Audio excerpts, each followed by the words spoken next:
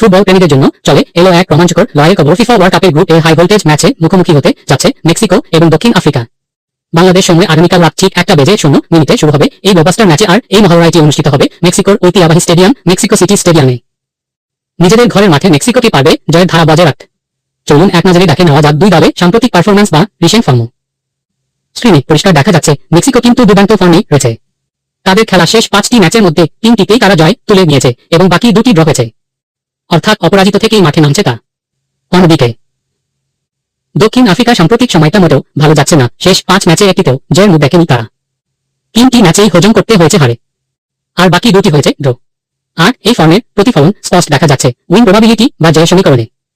গুগলের প্রেডিকশন অনুযায়ী এই ম্যাচে মেক্সিকোর জয়ের সম্ভাবনা বিশাল, পুরো 67% বিপরীতে দক্ষিণ আফ্রিকার জয়ের সম্ভাবনা মাত্র 12%। আর ম্যাচটি ড্র হওয়ার সম্ভাবনা রয়েছে 21%। তবে ফুটবলে যেকোনো মুহূর্তে যেকোনো কিছু ঘটে যেতে পারে। দক্ষিণ আফ্রিকা কি পারবে সব সমীকরণ উল্টে দিয়ে অঘটন ঘটাতে, নাকি ফেভারিট হিসেবে অনায়াসেই জিতে যাবে মেক্সিকো? আপনার কি মনে হয় কমেন্ট করে আমাদের জানান। ফুটবল বিশ্বের সব লেটেস্ট আপডেট পেতে আমাদের সাথেই থাকুন। ধন্যবাদ।